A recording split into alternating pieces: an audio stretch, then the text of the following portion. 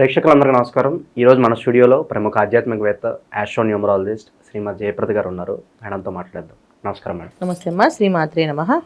Madam, April మాసంలో ధనుసు రాశి వారికి ఎలాంటి ఫలితాలు ఉండబోతున్నాయి? ఈ మాసం మంచి ఫలితాలు పొందడానికి ఏదైనా రెమెడీస్ కూడా తెలియజేయండి మేడం. తప్పకుండా.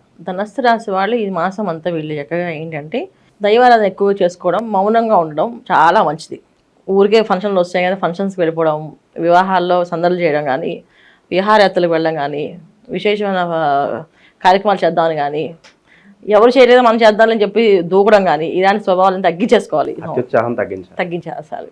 తగ్గించుకొని మౌనంగా ఉండడము, అవసరమైనంత వరకే మాట్లాడడము, ఇది పని చేయాలి, అవసరమా, చేస్తే ఉపయోగపడుతుందా అని అనుకుంటే, దానివల్ల ఎదుటి వాళ్ళకి సాయం అవుతుందా అనుకుంటే చేయడము. చేసినా సరే ఇది నేనే చేశాను గొప్పగా చెప్పుకోకుండా, నిమిత్త మాత్రులుగా భగవంతుడు చేపించాడు, ఇది నేను చేసింది కాదు, ఆ టైంకి ఆ భగవంతుడు అనుగ్రహం వచ్చిందా అనుకుని పక్కగా తప్పుకుంటే చాలా ఉత్తమ మార్గాలు. ఎందుకంటే వీళ్ళకి ధనస్సు రాశి వాళ్ళకి 4వ స్థానంలో మీనరాశిలో 5 గ్రహాలు కలిసి ఉండడం. దీనివల్ల కాస్త కష్టాలు, ఇబ్బందులు ఎక్కడ చూసంటే ఇంట్లోనే వస్తాయి. బంధువులతోటి, చుట్టాలతోటి, స్నేహితులతోటి, నాన్న వాళ్ళతోటి గొడవలు. నాన్న వాళ్ళే మోసం చేసే అవకాశం ఉంటుంది. నాన్న వాళ్ళే వెళ్ళి విశ్వాసం లేనిగా నియమించేవాళ్ళు. అంటే వీళ్ళు అంటే విశ్వాసానికి మారుపేరు అనుకునే వాళ్ళు విశ్వాసాన్ని కోల్పోయే అవకాశం ఎక్కువగా ఉండి, అలాంటి అవకాశాలు తీసుకునే అవకాశం ధనుసు రాశి చుట్టూ ఉన్నవాళ్ళు, ధనుసు రాశి వాళ్ళు కాదు, ఇది ధనుసు రాశి చుట్టూ ఉన్నవాళ్ళు అలాంటి పనులు చేసే అవకాశం ఎక్కువగా ఉంటుంది. ఎందుకు వాళ్ళకి అలాంటి బుద్ధి పుట్టిందంటే, ఏదైనా సరే ప్రారంభ కర్మ అంటారు. ఆ టైంకి వీళ్ళకి అనుభవించే యోగం, బాధపడే యోగం ఉంది కనుక వాళ్ళకి ఆ బుద్ధి పుట్టింది. ఇది వాళ్ళ తప్పు అనలే, వీళ్ళు తప్పు అనలేం. వీళ్ళకి అనుభవించాలి. ఎక్కువ నమ్మాం, వాడే మోసం చేయొచ్చు. ఎక్కువగా ప్రేమించాం, వాళ్ళే వీళ్ళని ఇష్టపడి అయిష్టంగా మాట్లాడడం, వీళ్ళతోటి ఇబ్బంది పడ్డాం అనేది జరిగే అవకాశం ఎక్కువగా ధనుసు రాశి వాళ్ళకి ఈ నెలంతా ఉంది. ఈ నెలంతా కామ్గా దైవారాధన ఎక్కువగా చేసుకుంటూ ఏవో పూజలు, పునస్కారాలు, తీర్థయాత్రలు, క్షేత్ర దర్శనాలు చేసుకుంటే ఉత్తమం. లేకపోతే కాస్తంత ఇబ్బందులు వస్తున్నాయి. ఎలాంటి ఇబ్బందులు వస్తాయంటే చెప్పే ఇబ్బందులు కాదు. ఎప్పుడో చిన్న విషయంలో వాళ్ళు గొడవపడి వాళ్ళు చిన్న కేసు వేశాడు. ఆ కేసు సమన్సు ఇప్పుడు వస్తాయి వీళ్ళకి. అసలు అది పెద్ద గొడవ కాదు, అది పెద్ద విశేషము కాదు. కాకపోతే వీళ్ళు బాధింపబడాలి కనుక అలాంటి సిచ్యువేషన్స్ వచ్చే అవకాశం ఉంది కనుక ఇప్పుడు వాళ్ళకి ఎదురుపడినప్పుడు ఆ రోజు వీళ్ళ మీద ఏదో పెట్టాం కదా మనం, అది ఏమైందో కనుక్కుందని చెప్పి అప్పుడు దాకా వదిలేసిన వాళ్ళు పట్టుకొని మాట్లాడడం, అలాంటి తెలియని కేసులు వీళ్ళు చుట్టుకునే అవకాశం ఈ నెలలో ధనుసు రాశి వాళ్ళకు ఉన్నాయి.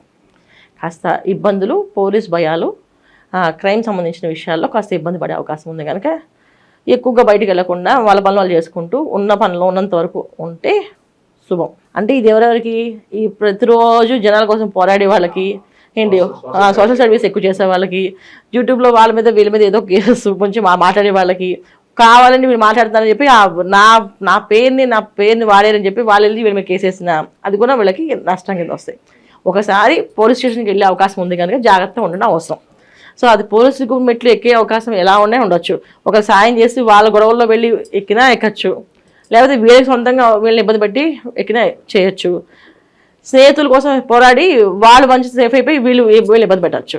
అందుకని పోరాటాలు, ఆరాటాల కోసం బయటికి వెళ్లకుండా మన పని మనం చేసుకుంటూ, ఉద్యోగం చేసేవాళ్ళు ఉద్యోగం ధర్మం, తర్వాత వ్యాపారం చేసుకుని వాళ్ళు వ్యాపారం చేసుకోవచ్చు. కానీ పక్క వ్యాపారాన్ని సపోర్ట్ చేద్దామనో, మన వాళ్ళు ఒకటిగా మాట్లాడదామనో వెళ్తే 100 తప్పుకుంటారు, వీళ్ళు వాళ్ళు చేసేస్తారు. అలాంటి ఇబ్బంది ధనుసు రాశి వాళ్ళకి ఈ నెలలో అదొక్కటే ఇబ్బంది. మిగతా ఉద్యోగస్తులకి, వ్యాపారస్తులకి, నార్మల్గా చేసుకునే వాళ్ళెవరికి ఇలాంటి విషయాల్లో ఇన్వాల్వ్ అవ్వకుండా ఉంటే చాలు. ఇప్పుడు నా సామాన్యుడైనా సరే పక్కింట్లో ఏదో గొడవ అవుతుంది, వీళ్ళు వెళ్ళి ఇన్వాల్వ్ అయ్యారనుకో, వీళ్ళు తల పగులుతుంది, వాళ్ళు కొట్టుకుంటూ ఉండి వీళ్ళు కొట్టేస్తారు కొనుక్కొని. సో దెబ్బ వీళ్ళు తగులుతుంది, హాస్పిటల్ వీళ్ళు వెళ్ళాల్సి వస్తుంది, మందులు ఖర్చు పెట్టాల్సి వీళ్ళు ఖర్చు పెట్టాల్సి వస్తుంది. సో ఏమైంది గొడవ అంటే ఏమీ లేదు, వాళ్ళిద్దరు గొడవ పడితే మధ్యలో వెళ్ళాం కనుక జరిగింది. అలాంటి అవంతరాలు, తెలియని ప్రమాదాలు, తెలియకుండా అన్ఎక్స్పెక్టెడ్గా జరిగే అవకాశాలు ఎక్కువగా ధనుసు రాశి వాళ్ళకి ఈ నెలలో ఉన్నాయి కనుక మీరు చాలా జాగ్రత్తగా ఉండండి. ఉత్తమమైన మార్గం ఏంటంటే మౌనంగా ఉండడం, ఒక నామాన్ని ఏమైనా జపం చేసుకోవడం, నా ఉద్యోగం చేసుకోవడం, పక్క ఉద్యోగం కోసం బాస్ దగ్గరికి వెళ్ళి మాట్లాడకూడదు. మాట్లాడితే వీడి ఉద్యోగంలో ఎసరు వస్తుంది, అంటే వీడి ఉద్యోగం తీసేస్తారు. అది ఏంటో మాట్లాడుతున్నా అని చెప్పేసి అక్కడ ఏమవుతుందంటే ఈ నెలలో ఏంటంటే విశ్వాసనామ సంవత్సరం ప్రారంభం, ఒక మనిషికి వస్తే ఈగో అనేది పెరుగుతుంది. నేనే గొప్ప, నాకంటే ఎవరు గొప్ప కాదు, నువ్వు నాకు సమానం చెప్తావా అనే లక్షణం కొంచెం పెరుగుతుంటుంది ప్రతి మనిషిలో. అయితే ఏంటంటే వాళ్ళ సందర్భం, సమయం బట్టి, వాళ్ళ కర్మ బట్టి అది బయటపడ్డాం, అది కాస్త ఎక్కువగా ఇబ్బంది పడ్డాం అనేది జరుగుతుంది కనుక ధనుసు రాశి వాళ్ళకి ఇలాంటి ప్రమాదాలు ఎక్కువగా ఉద్యోగాల్లో చేసే కార్యాలయాల్లో ఇబ్బందులు ఉన్నాయి. అలాగే వ్యాపార రంగాల్లో ఏ కస్టమర్ వచ్చి నువ్వు చేసింది క్వాలిటీ లేదు, ఇది ప్యూరిటీ కాదని చెప్పి విసిగించడం, సతాయించడం, లేదు నచ్చలేదంటే వాడు ఏదో కేసు పడేయడం వీళ్ళ మీద, అలాంటి విషయాలు. అంటే ఊరికెళ్ళి ఒక రాయి వేసేయడం అని జరిగేది అవకాశం ధనరాశి వాళ్ళకు ఉంది. కానీ జాగ్రత్తగా ఈ నెలంతా ఏ గొడవలు పెట్టుకోకుండా, ఏదైనా పక్క వాళ్ళతో సమస్య వస్తుందంటే ఏమో ఈ సమస్యకి నేను బాధ్యుని కాదు అని చెప్పి కామ్గా వీళ్ళు చేసుకుంటూ ఉంటే ఉత్తమ మార్గాలు. ఇక ఆర్థిక స్థితిగతులు ఎలా ఉండబోతుంది మేడం వీళ్ళకి? మరి ఆర్థిక స్థితిగతుల విషయంలో ఏం ఇబ్బంది లేదు. గత మాసంలో ఎలా ఉందో వీళ్ళకి ఈ మాసం అంతే ఉంది. పెద్దగా సూపర్గా వచ్చే అవకాశము లేదు, అలాగే తక్కువ అయిపోయే అవకాశం లేదు. ఉన్న వ్యాపారం ఉన్నట్టుగా నడుస్తుంది, ఉన్న ఉద్యోగాలు బ్రహ్మాండంగా ఉంటాయి. వీళ్ళ చేతులారా ఏం చేసుకోకుండా ఉంటే ఆ ఉద్యోగాలు ఉంటాయి, లేకపోతే ఉద్యోగాలు పోయే అవకాశం ఎక్కువగా ఉంది. తర్వాత వేరే ఊర్లకు వెళ్ళే అవకాశాలు ఉన్నాయి.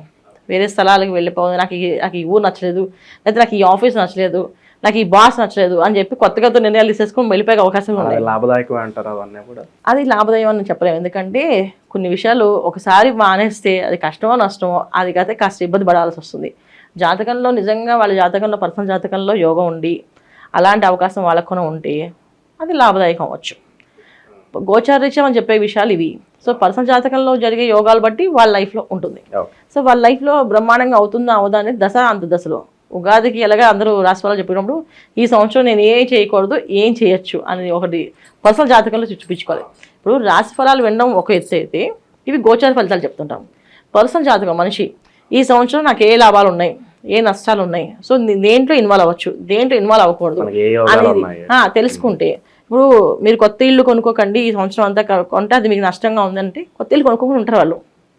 అలాగా పర్సనల్ జాతకంలో చూపించుకోవాలి. కానీ గోచార విషయంలో చెప్పినప్పటికీ ప్రపంచం అంతా ఉండే ధనుసు రాశి, సో ధనుసు రాశిలో వచ్చే అక్షరాల్లో వచ్చే వాళ్ళకి ధనుసు రాశి, తర్వాత వాళ్ళ పేర్లతో తర్వాత చూసుకున్నది ధనుసు రాశి వస్తుందని చెప్పి అనుకునే వాళ్ళు కొంతమంది, లేదా కొంతమంది నాకు లక్షణాలు మ్యాచ్ అయ్యి కనుక నా ధనుసు రాశి, వాళ్ళ డేట్ బర్త్ ఉండదు కానీ నాకు ధనుసు రాశి నాకు అన్ని మ్యాచ్ అవుతున్నాయి కనుక నేను నా ధనుసు రాశి అయి ఉండొచ్చు అని ఊహల్లో ఉండే వాళ్ళకు కూడా ఇవన్నీ ఫలితాలు వస్తాయి. అయితే ఈ ఫలితాల కంటే కూడా మన పర్సనల్ జాతకంలో ఈ సంవత్సరం ఏ ఫలితాలు చేయాలనేది తెలుసుకోవడం ముఖ్యం. సో వీళ్ళు ఈ నెలంతా ఏంటంటే లక్ష్మీనారాయణని ఎక్కువగా పూజించడం. వచ్చేది ఏప్రిల్ మాసంలో మనకి సీతారాముల వారి కళ్యాణోత్సవం జరుగుతుంది కనుక కుదిరితే ఒంటిమిటి రామాలయానికి వెళ్ళడము, భద్రాచలం వెళ్ళడము, అలా క్షేత్ర దర్శనం చేసుకొని స్వామి ఈ నెలలో కానీ ఈ సంవత్సరం కానీ మనకి ఎటువంటి విపత్తులు రాకుండా మమ్మల్ని కాపాడు స్వామి అని చెప్పి రామచంద్ర వారిని సీతమ్మ వారికి వస్త్రాలు సమర్పించి పూజ చేయించుకుంటే చాలా విశేష ఫలితం. ఇవి చేయించుకోవాలి వీళ్ళు. లేదా అక్కడ ఊర్లు వెళ్ళే అవకాశం లేదండి, అక్కడ మనకి వీధి పందిళ్ళు వేస్తారు, ఏదో ఒక పందిళ్ళలోకి వెళ్ళి చక్కగా వస్త్రాలు ఇచ్చి స్వామివారికి అమ్మవారికి వస్త్రాలు సమర్పించి అక్కడ అన్నదానం చేసేసి ఇంతవరకు మమ్మల్ని అనుగ్రహించండి అని చెప్పి అంటే అది కూడా వీళ్ళకి మంచి ఫలితాలు వస్తాయి. మేడం ఈ మాసంలో విశేషంగా శ్రీరామనవమి వస్తుంది, మరి అన్ని రాసుల వాళ్ళు ఏం చేసుకుంటే బాగుంటుంది అంటారు? అంటే శ్రీరామనవమి రోజు అన్ని రాష్ట్రాల వాళ్ళు చేసుకోవడం కాదమ్మా, ప్రపంచం అంతా శ్రీరామనవమి వేడుకగా చేసుకుంటాం. ఎందుకంటే సీతారాముల వారే మనకు ఆదర్శ దంపతులు. సో వాళ్ళు పడిన కష్టం అనేది ఎవరు పడలేరు. వాళ్ళు పడి ఆ కష్టం ఇలా ఉన్నా సరే భార్యాభర్తలు అంటే ఇలాగే బంధంతో కలిసి ఉండాలి ఎంత దూరమైనా చూపించేదే ఆదర్శ దంపతులు కింద వాళ్ళే మనకి శ్రీరామనవమి కళ్యాణంలో మనం పాల్గొంటే ఏమవుతుందంటే ఈ సంవత్సరంలో మన ఇంట్లో కళ్యాణోత్సవాలు జరిగే అవకాశాలు ఉంటాయి. అంటే వివాహాలు కాని వాళ్ళకి వివాహాలు అయ్యే అవకాశం, సంతానం లేని వాళ్ళకి సంతాన యోగం కలిగే అవకాశము, గృహయోగాలు లేని వాళ్ళకి గృహం వచ్చే అవకాశము, ఒక స్థలం కొనుక్కోలేమా అనుకునే వాళ్ళకి స్థలాలు కొనుక్కునే అవకాశము. అసలు మన జీవితంలో అదృష్టం అనేది ఉందా అంటే అదృష్టం అనేది ఉంది అని చూపించడానికి వాళ్ళ కళ్యాణోత్సవాల్లో మనం పాల్గొంటే ఆ అదృష్టం మనకు కూడా వరిస్తుందని చెప్పి శ్రీరామనవమి అందరూ పందిళ్ళు వేసుకుని మరి గుళ్ళలోనే కాదు ఇక్కడ ఇళ్లల్లో కూడా అందరూ పందిళ్ళు వేసేస్తారు. ఇళ్లలో కూడా వసంత నవరాత్రులు శ్రీరామనవమి వేడుకలు బాగా చేస్తాం. సో ఈ చైత్ర మాసంలో ఎంత పుణ్యం మనం సాధించుకుంటే అంత కర్మ తొలుగుతుందంట. మన ప్రారంభ కర్మలు ఏవేవైతే చేసుకుని జన్మ తీసుకున్నామో ఆ జన్మ అనేది ఎలా ఉంటుందో అసలు గత జన్మలో అసలు ఎలా ఉన్నామో మనకు తెలియదు. కాకపోతే మనం విన్నాం ఆ గత జన్మ కర్మ మనం ఈ జన్మలో అనుభవిస్తామని. వచ్చే జన్మలో ఈ మంచి చేస్తే మంచి జన్మ మంచి అది చూడలేదు ఇది చూడలేదు మనం. అయితే మనం ఉన్న దాంట్లో ఇప్పుడు కలియుగం కనుక ఈ కలియుగంలో మన చేతులతో మనం మంచి చేయడానికి ప్రయత్నం చేస్తే చైత్ర మాసంలో చైత్రము వైశాఖము జ్యేష్ఠము ఈ మాసాలన్నీ కూడా ఏంటంటే దానము ఎక్కువగా చేయాలి. ఎంత దానం చేస్తే అంత మంచి ఫలితాలు వస్తాయి. అంటే మనం ఏదో ప్రారంభ కర్మలు అంటే మన పూర్వజంలో ఎవరి దగ్గర ధనం లాక్కున్నామో అన్నం లాక్కున్నామో అప్పిచ్చి మళ్ళీ వేధించామో ఏం చేస్తామో తెలియదు, హింసించామో తెలియదు. అందుకే మనం ఈ జన్మలో ఏం చేస్తామంటే చైత్ర మాసంలో ఎక్కువగా పూజలు పునస్కారాలు చేసుకుంటాం. తర్వాత ఇంకేం చేస్తామంటే దానాలు ఎక్కువ చేస్తాం. మామిడి పళ్ళు వస్తాయి, మామిడి పళ్ళు దానాలు అంటే ఫలదానాలు చేస్తాం. ఫలదానాలు చేస్తే మన ఇంట్లో మంచి సత్సంతానం ఏంటి తీయగా మాట్లాడే పిల్లలు పుడతారని, తీయగా తేనె పలుకుల్లా చెప్పే మాటలు చెప్పేవాళ్ళు పిల్లలు పుడతారని చెప్పి మామిడి పళ్ళని, తర్వాత అరటి పళ్ళని ఇవన్నీ ఎక్కువగా దానం చేస్తుంటాం. గొడుగు, తర్వాత అన్నదానము, తర్వాత ఛాత్రము అంటే విస్తృకరణలు ఇవన్నీ ఎందుకు ఇస్తామంటే ఏ జన్మలో ఎవరికైనా వాళ్ళకి ఇబ్బంది పెడితే ఆ దోషాల నుంచి బయటపడే మనిషి, అంటే మనకి ఎటువంటి వాయు దోషాలు రాకుండా, అంటే గ్యాస్కి సంబంధించిన ప్రాబ్లమ్స్ కానీ, హెల్త్ సంబంధించిన ప్రాబ్లమ్స్ కానీ, హార్ట్ అటాక్స్ కానీ రాకుండా ఉండాలంటే ఈ గొడుగు, ఛాత్రము, తర్వాత అన్నదానం చేస్తుంటాం. ఎందుకంటే ఎవరి దగ్గర అన్నం లాక్కున్నామేమో, అన్నం తింటున్న మనిషిని మనం తిట్టామేమో, అన్నం తింటున్న మనిషిని మనం లేపేసామేమో, తెలియదు కదా దోషాలు. అలాంటివి ఏమైనా ఉంటే దోషాలు పోతాయని ఈ జన్మలో అన్నదానం చేయమని చెప్తారు. అవి ఏ మాసంలో చేయొచ్చు అంటే చైత్ర మాసంలో ప్రారంభం అవుతాయి. చైత్ర మాసం ప్రారంభమై చైత్ర, వైశాఖ, జ్యేష్ఠ మాసాలు అన్నీ కూడా దానాలే.